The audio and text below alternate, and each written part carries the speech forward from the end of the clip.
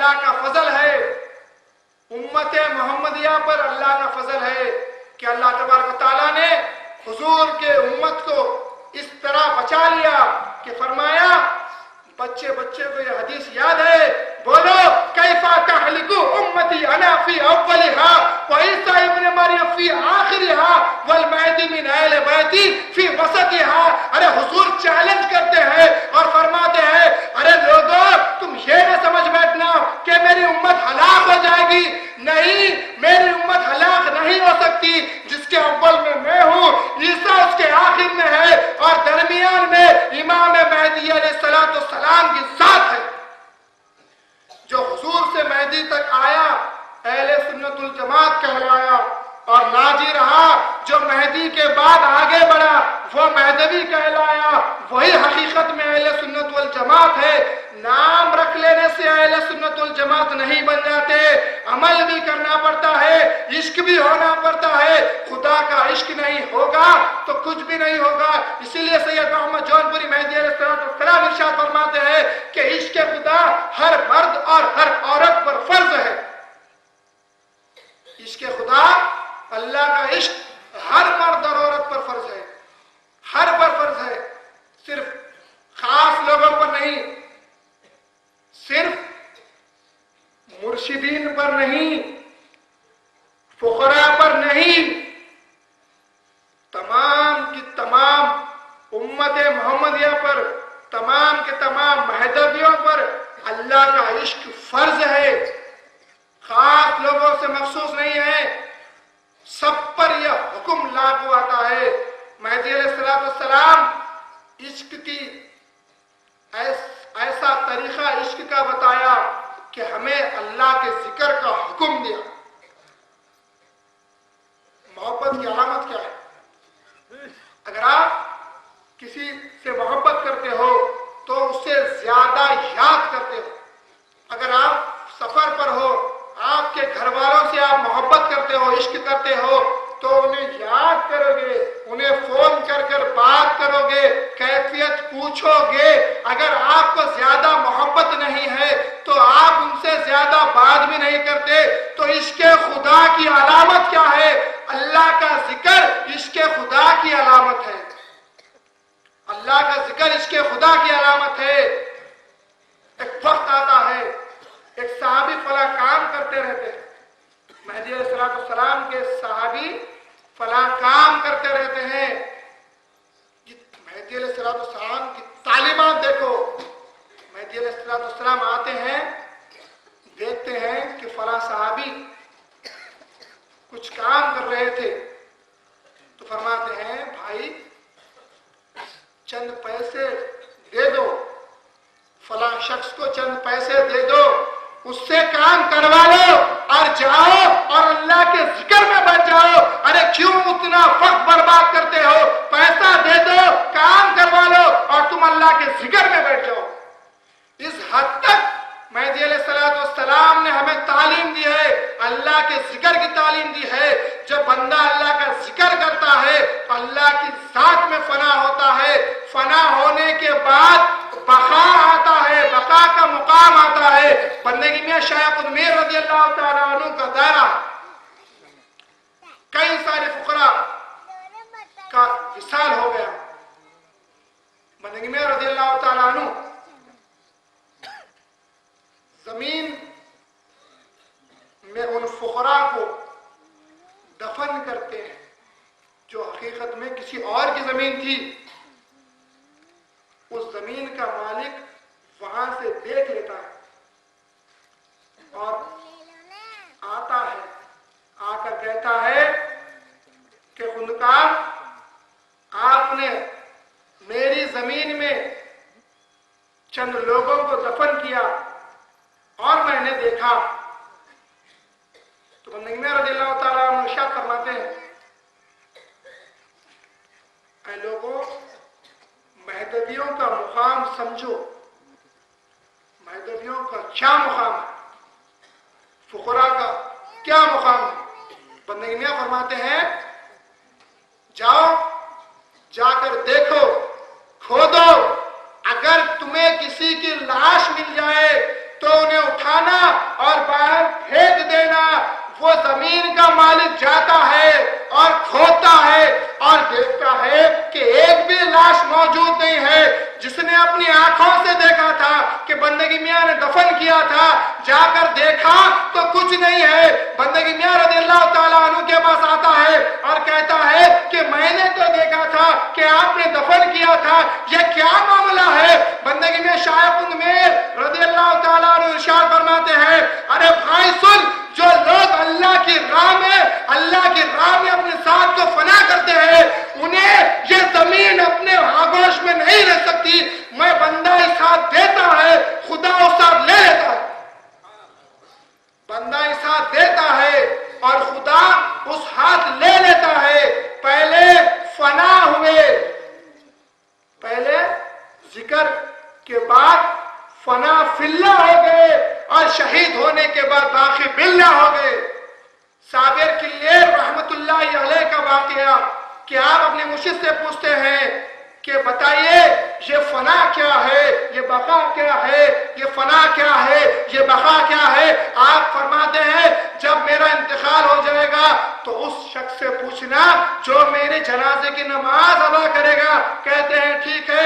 فلاں وقت میں آپ کا انتقال ہو جاتا ہے اور تمام کی تمام صفیں درست ہوتی ہے، مرشد کا جنازہ رکھا جاتا ہے.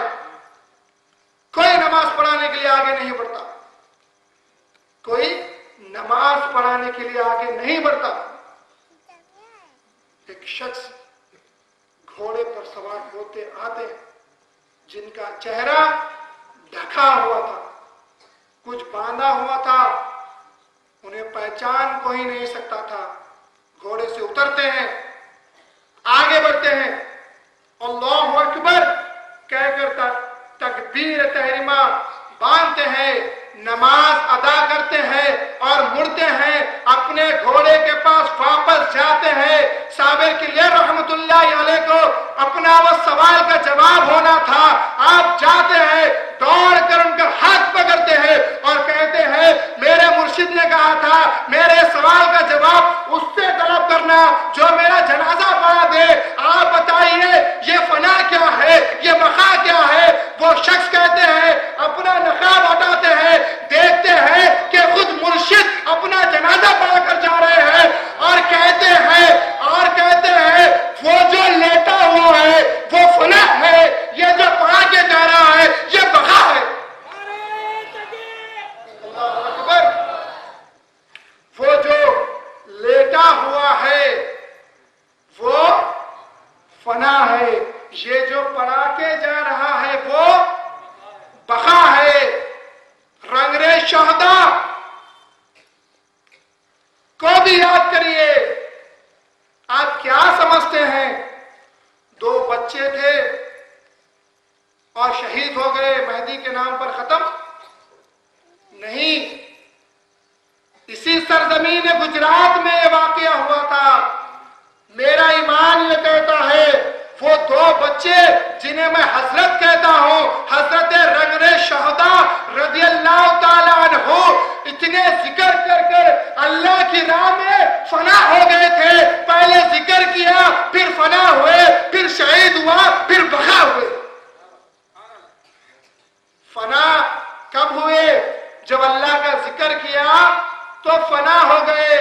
اب بقا کا موقع آیا. اللہ کی ذات میں فنا ہونے کے بعد باقی باللہ بننا تھا.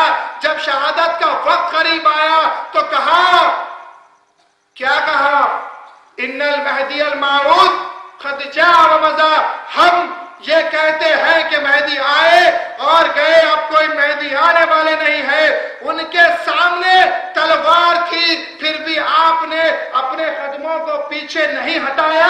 آپ کی ماں نے کیا تعلیم دی کہ کہا اب اگر پیچھے ہٹ جاؤ گے قیامت کے دن میں تمہیں معاف نہیں کروں گی.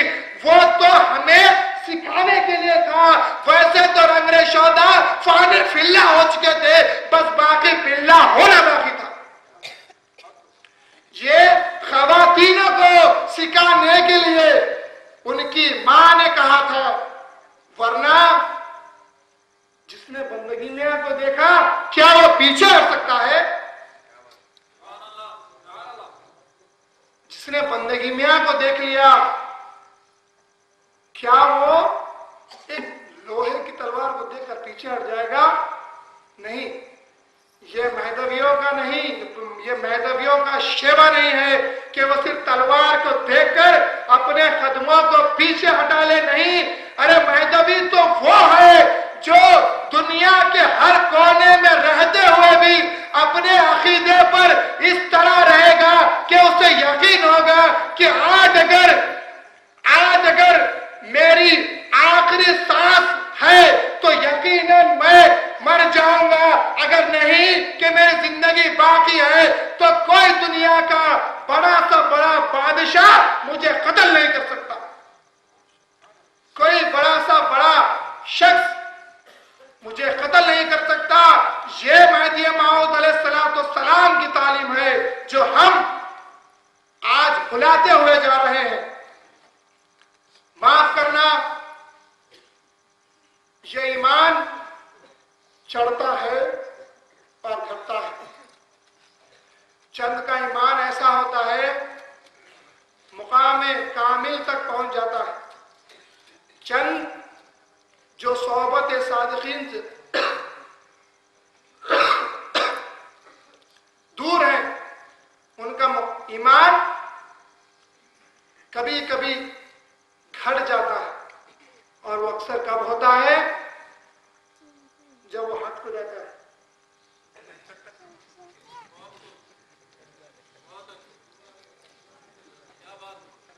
اس کا ایمان جب حقیقت میں اس کا ایمان بڑھنا تھا، جب اس کا ایمان گھٹ جاتا ہے اور وہ جب حج کو تشریف لے جاتا ہے، اللہ کے گھر کو دیکھتا ہے اور وہاں پر اس کے دل میں یہ آتا ہے کہ بھائی اتنی بڑی جماعت اور غلط راستے پر، یہ نہیں ہو سکتا۔ اتنی بڑی جماعت جس کی نماز قبول نہیں ہوئی، نہیں یہ نہیں ہو سکتا، لہذا مجھے یہاں پر ان کی اقتداء میں نماز پڑھ لینی چاہیے۔ میرا دل یہ کہتا ہے کہ بھائی تم ایسا کیوں سوچتے ہو کہ اتنا بڑا مقام ہے، اللہ کا گھر میرے سامنے ہے، کعبۃ اللہ میرے سامنے ہے، مدینہ میرے سامنے ہے، اور اتنی بڑی جماعت کے ثواب کو میں کیسے جانے دوں گا؟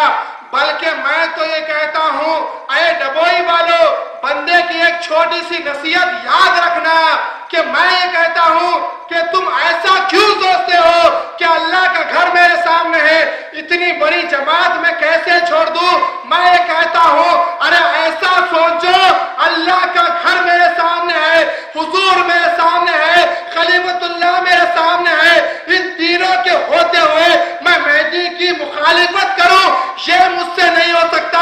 ارے مہدی نے فرما دیا کہ نماز نہیں پڑھ سکتے اور اتنی بڑی جگہ پر آ کر میں مہدی کی مخالفت کروں،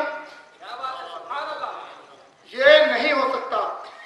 لہذا آپ کا ایمان اور بڑھنا چاہیے کہ اب تو اللہ کا گھر میں نے دیکھ لیا، اب تو چاہے مجھے شہید کر دیا جائے میں ان کی اقتداء نہیں کروں گا۔